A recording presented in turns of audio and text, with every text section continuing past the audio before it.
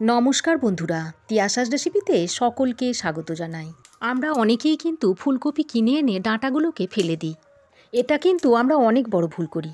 এই ফুলকপির ডাঁটাগুলো কিন্তু অনেক কাজ দেয়। এই ফুলকপির ডাঁটা দিয়ে যে কী দারুণ রেসিপি বানানো যায়, যেটা দেখলে আপনারা ফুলকপির থেকে ফুলকপির ডাঁটাকেই বেশি গুরুত্ব দেবেন। ফুলকপির ডাঁটা তো আর শুধু শুধু কিনতে পাওয়া যায় না, তাই ভালো দেখে ফুলকপি কিনে নেবেন।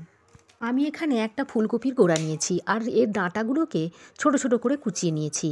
এবার ফুলকপির যে গোড়ার অংশটা সেটাকেও নিয়ে আমি এর উপরের অংশটা অল্প একটু কেটে বাদ দিয়ে ফেলে দিচ্ছি। তারপর এগুলোকে এইভাবে একটু ছোট ছোট টুকরো করে নিচ্ছি।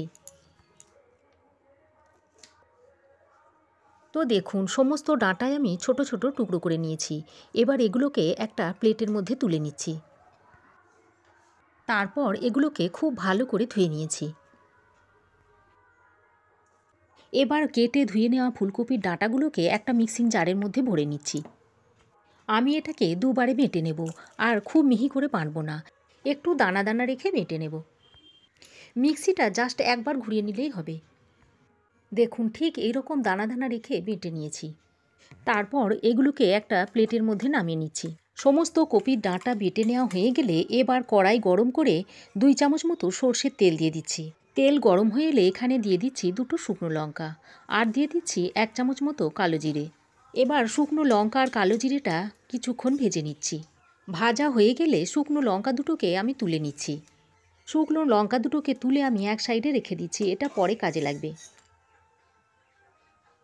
এবার আমি ওই তেলের মধ্যে দিয়ে দিচ্ছি একটা মিডিয়াম সাইজের কুচনো পেঁয়াজ, আর সঙ্গে দিয়ে দিচ্ছি 1 চা চামচ মতো থেতো করা রসুন। এবার রসুন ও পেঁয়াজটাকে একটু ভালো করে নেড়েচেড়ে হালকা করে ভেজে নিতে হবে। রসুন ও পেঁয়াজটা একসঙ্গে নেড়েচেড়ে বেশ কিছুক্ষণ ভেজে নেওয়ার পর এর মধ্যে দিয়ে দিচ্ছি বেটে রাখা ফুলকপির ডাঁটাগুলো। ফুলকপির ডাঁটাগুলো দেওয়ার পর এর সঙ্গে দিয়ে দিচ্ছি স্বাদ মতো নুন আর একটু হলুদ গুঁড়ো।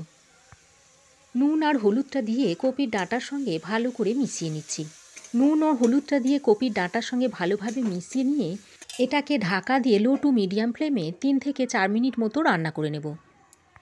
3-4 মিনিট পর ঢাকাটা খুলে আবারও একবার ভালো করে মিশিয়ে নিচ্ছি। লো টু মিডিয়াম ফ্লেমে 3-4 মিনিট ঢাকা দিয়ে রান্না করার পর দেখুন কপির ডাঁটাগুলো খুব ভালোভাবে সেদ্ধ হয়ে গেছে। এবার আমি ওই যে শুকনো লঙ্কাটা তেলে ভেজে তুলে রেখেছিলাম সেটা এখন হাতের সাহায্যে একটু ভেঙে নিচ্ছি। তারপর এর মধ্যে দিয়ে দিচ্ছি, আর এর সঙ্গে একটা কুচিয়ে নেওয়া কাঁচা লঙ্কাও দিয়ে দিচ্ছি। তবে লঙ্কাটা আপনারা যে যেমন ঝাল খান ঠিক সেই অনুযায়ী দিয়ে নেবেন। লঙ্কা দেওয়ার পর আবারও একবার ভালোভাবে মিশিয়ে নিচ্ছি। এবার আমি বাইন্ডিংয়ের জন্য এখানে 4 চামচ মতো বেসনের সঙ্গে মিশিয়ে নেব। বেসনটা আপনারা পরেও মেশাতে পারেন, তবে এইভাবে যদি রান্নার সময় বেসনটা মিশিয়ে নেওয়া হয় তাহলে এর স্বাদটা কিন্তু দ্বিগুণ বেড়ে যায়। তো দেখুন, বেসনটা দিয়ে আমি এর সঙ্গে খুব ভালোভাবে মিশিয়ে নিচ্ছি। বেসনটা দিয়ে বেশ কিছুক্ষণ সময় ধরে এটাকে ভালোভাবে নেড়েচেড়ে মিশিয়ে নিয়েছি। এবার এর মধ্যে সামান্য পরিমাণে জল দিয়ে ভালোভাবে নেড়েচেড়ে মিশিয়ে নিচ্ছি। এ সময় গ্যাসের ফ্লেমটাকে অবশ্যই লো টু মিডিয়ামে রেখে দেবেন, তাহলে বেসনটা যেমন মেশাতেও সুবিধা হবে আর তেমনি বেসনটা দলা পাকিয়েও যাবে না। দেখুন, জলটা দিয়ে আরও 2-3 মিনিট ভালোভাবে নেড়েচেড়ে মিশিয়ে নিয়েছি। এবার এর মধ্যে কিছু ধনেপাতা অ্যাড করে দিচ্ছি। ধনেপাতাটা দিয়ে এই মিশ্রণের সঙ্গে আরও একবার ভালো করে মিশিয়ে নিচ্ছি। ধনেপাতাটা দিয়ে ভালোভাবে মিশিয়ে নেওয়ার পর এর মধ্যে স্বাদের ব্যালেন্সের জন্য অল্প একটু চিনি দিয়ে দিচ্ছি, আর দিয়ে দিচ্ছি 1/2 চামচ মতো আমচুর পাউডার। আমি এখানে আমচুর পাউডারটা ব্যবহার করলাম, তবে আপনাদের হাতের কাছে যদি আমচুর পাউডারটা না থাকে তাহলে আপনারা এখানে পাতিলেবুর রসও দিয়ে দিতে পারেন, তবে যে কোনো একটা দিয়ে দেবেন। এগুলোর মধ্যে যে কোনো একটা দিলে এটা খেতে মুখরোচক হয়। দেখুন, সব কিছু খুব ভালোভাবে মেশানো হয়ে গেছে। এবার আমি এটাকে একটা প্লেটের মধ্যে তুলে নিচ্ছি। এখন এই মিশ্রণটাকে একটু ঠান্ডা করে নিতে হবে। তো দেখুন, কিছুক্ষণ ঠান্ডা করে নেওয়ার পর 2 হাতে আমি একটু তেল মাখিয়ে নিয়েছি। তারপর এই মিশ্রণ থেকে অল্প একটু নিয়ে প্রথমে হাতের সাহায্যে গোল পাকিয়ে নিয়ে তারপর একটু চ্যাপ্টা শেপ দিয়ে নেব। এবার এটা দেখতে যাতে ভালো লাগে সেজন্য আমি এখানে কিছু কিশমিশ নিয়েছি। এবার এর মধ্যে থেকে একটা কিশমিশ নিয়ে এর উপরে ভালোভাবে চেপে বসিয়ে দিচ্ছি। তারপর 4 সাইডটা একটু ভালোভাবে সমান করে নিচ্ছি। দেখুন, একটা সুন্দর শেপ তৈরি হয়ে গেল।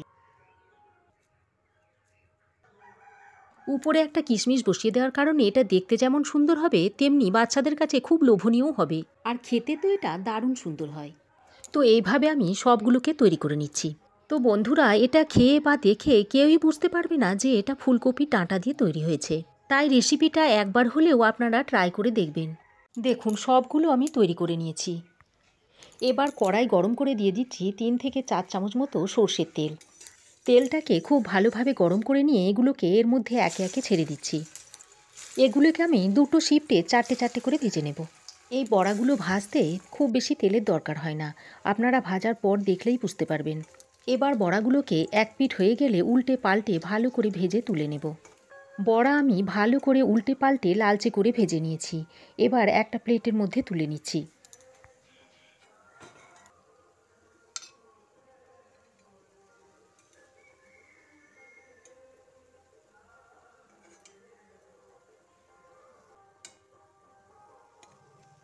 এবার আমি বাকি বড়াগুলোকেও ওই একইভাবে ভেজে তুলে নেব।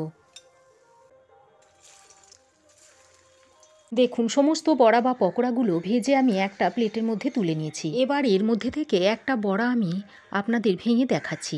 দেখুন, ভিতরটাও কত সুন্দর হয়েছে, একটুও কাঁচা নেই। তো বন্ধুরা, আমার এই আজকের ফুলকপির ডাঁটার রেসিপি আপনাদের কেমন লাগলো অবশ্যই কমেন্ট করে জানাবেন। ভালো লাগলে একটা লাইক ও শেয়ার করবেন। পাশে থাকা বেল আইকনটা অবশ্যই প্রেস করবেন। আর আমার চ্যানেলে নতুন বন্ধু হয়ে থাকলে প্লিজ চ্যানেলটা সাবস্ক্রাইব করার অনুরোধ রইল। আজ এ পর্যন্তই। আবার দেখা হবে নতুন কোনো রেসিপি নিয়ে নেক্সট এপিসোডে। সে পর্যন্ত ভালো থাকবেন, সুস্থ থাকবেন। ধন্যবাদ।